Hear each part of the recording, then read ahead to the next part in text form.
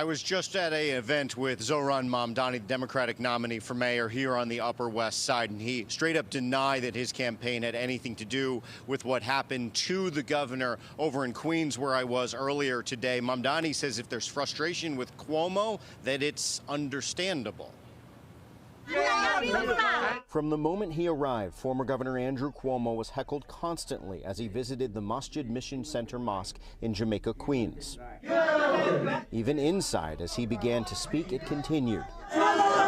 Mosque leaders said anyone campaigning for mayor was welcome, but it did not stop the outbursts. Cuomo kept his cool and laid out his case against Zohran Mamdani, even as many self-identified supporters of Mamdani shouted about the allegations of sexual harassment that led to Cuomo's resignation, which Cuomo says was political. They also shouted about his handling of nursing homes during the pandemic and his position on Israel. He supported a mosque being built at Ground Zero when everyone opposed it.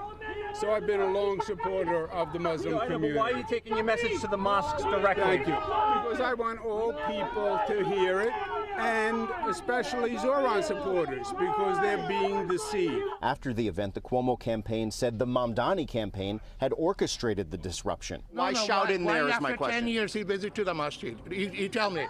He's not welcome here. Soon after, while publicly accepting the endorsement of Senate leader Andrea Stewart Cousins, Mamdani said his campaign was not involved and does not sell merchandise. He says Cuomo needs to reckon with his lack of past support for Muslim New Yorkers and his positions as they relate to what Israel is doing in Gaza. Does it go too far for those bearing the name of your campaign, whether you sent them or not, to go into the prayer room to send that message? What I would say to all New Yorkers is to be respectful and to engage with politics, but also to ensure that there is room for the engagement of those sacred spaces.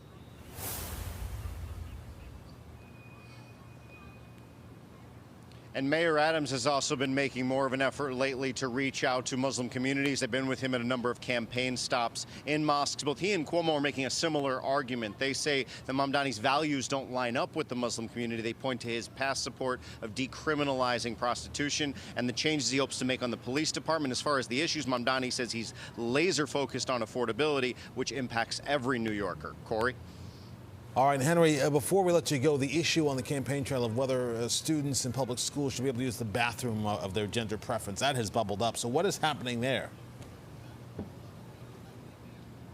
Yeah, this is both a campaign issue and something that could affect New Yorkers, especially with young ones in school in real time. So what's happening is that Mayor Eric Adams says he's rethinking the DOE's policy on transgender students being able to use bathrooms of their preference. He points to some longstanding concerns, but the timing doesn't appear to be coincidental because the Trump administration just a couple of days ago threatened to withhold tens of millions of dollars in funding to certain types of schools if this issue wasn't addressed. I actually had a quick aside at the campaign event with Cuomo. He says while he was governor, he passed a law that essentially said that anyone was allowed to use the bathroom of their expressed preference. So he said changing the school policy is point blank illegal. I did check the law. It does appear that state law would be in conflict with changing the city bathroom rule. But this, again, a campaign issue and something that New Yorkers could feel an impact with their schools in the short term.